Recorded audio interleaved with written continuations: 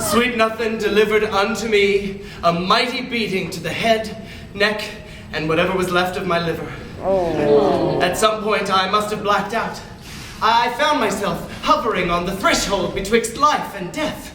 I could feel myself slipping farther and farther away, losing my very will to go on. And that was when a non-specific winter holiday angel appeared to me.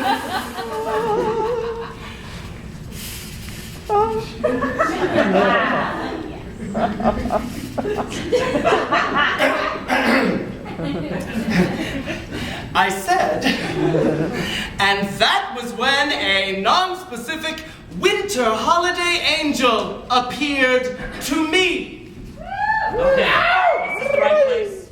Why, your former Atlanta mayoral candidate, Kyle Kaiser. I may or may not have voted for you. Dude, you told me that you did. Right. But what are you doing in my non-specific winter holiday dream sequence? I had to find a job somewhere, and this angel gig seems pretty cool. You mean you're a winter holiday angel? And you've come here in my moment of need to guide me through a vision of what the world might have been like had I never been born. Sure. Whatever you say. How much does this gig pay anyway? I've got a mortgage situation. We'll talk about that later, Kyle. All right. Fine. What's the matter, little fruitcake? Oh, Kyle Kaiser. I'm the saddest male hustler on all of Ponds. I haven't turned a trick in weeks, and my evil pimp daddy, Sweet Nothing, is going to kill me tonight. Damn. I know. Let's throw a party. I don't see how that would help, Kyle Kaiser. And frankly, I'm not sure it makes a difference one way or another. Sometimes I think the world might have been better off had I never been bored. Bored. Hey, can I bum a smoke? Not now, Kyle! All right, fine. Think back, little fruitcake. What is your earliest memory? I don't know. In my line of work, sometimes it's best to simply forget.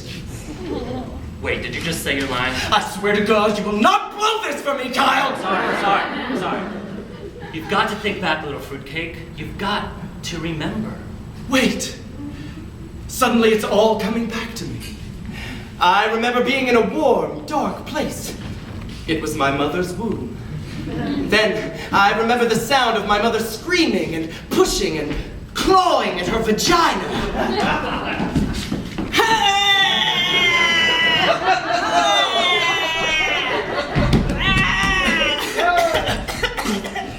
I was born head first under the parking lot of the Claremont Inn, where my mother worked as a dancer.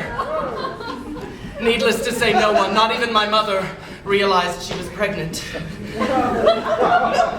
In fact, she always insisted that she was still a virgin, that she'd simply contracted me off a toilet seat. It is entirely possible. Oh, sure. My mother tried to be a good parent. She acted like she wanted me. But somehow, deep down, I always knew she didn't. That I had somehow ruined her life. I never wanted you. And you ruined my life. I suppose children just have hunches about those kinds of things. Still, it's not like she ever came right out and said it. I wish you'd never been born, little fruitcake. Well, maybe once or twice, but I could always tell she was joking. Do I look like I'm joking? I knew in my heart she wanted rid of me. So, as soon as I was old enough, I made like a cold sore and split. I was gonna be like one of those teens in one of those Lifetime movies, you know? I was gonna be tough. I wasn't gonna take no flack from no one. I was gonna make it on my own in this town. And how did that work out for you? 45 minutes later, I was half-starved and three-quarters naked, stumbling down North Avenue, shouting gibberish into traffic. Just then, a Geo Metro pulled up alongside me.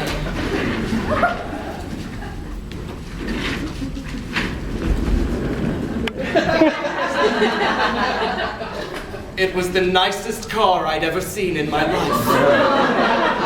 Naturally, my curiosity was piqued. A well-dressed gentleman rolled down the window and said, It's a cold night to be out here alone, ain't it, princess? "Oh, I'll manage." Say, I have an idea. Why don't you slip into my Geo Metro and warm up a spell? Gee, I don't know. My mother always warned me about getting into the cars of strange men. Or was she encouraging me? Hey, it's your choice. All I'm offering you is a hot meal, a warm place to sleep, and the chance to make literally tens of dollars. Take me! I'm yours! In the unblemished state of my youthful innocence and naivete, I had no idea what fate held in store for me. Sweet Nothing didn't want to take care of me, no! He only wanted to exploit me for my youthful beauty, my classical good looks, the cat-like agility of my model perfect physique.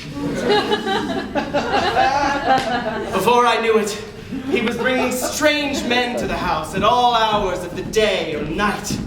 Strange men pawing at me, forcing me to do things to them, horrible things I didn't even realize the human body was capable of.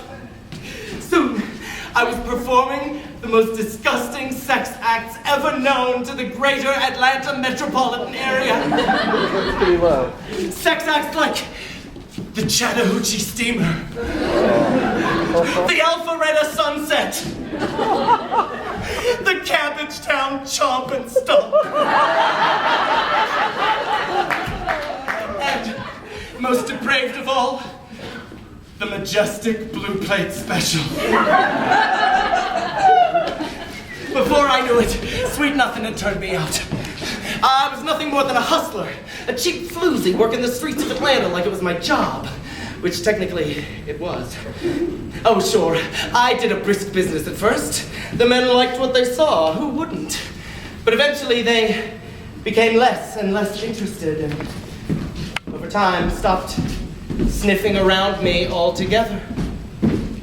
Were my knees too bruised? Had my lips become too scabby? Was it my raging, untreated case of syphilis? Or did they simply love me too much?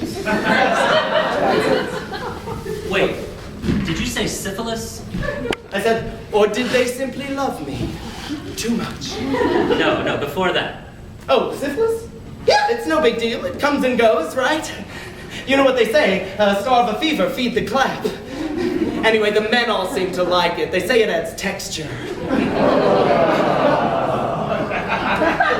Actually, I'm pretty sure they don't like it. You haven't turned a trick in weeks, remember? Oh, yeah. And dude, there's like free clinics everywhere. You mean I'm cured? No. This is too hard. I can't fight this disease alone.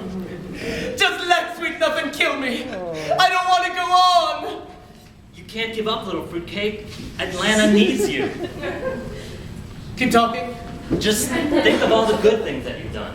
Like what, Kyle Kaiser? Dude, it's your play. You mean like the time I saved that hooker's life? Yeah, that works. Ah, yes. I remember it like it was yesterday.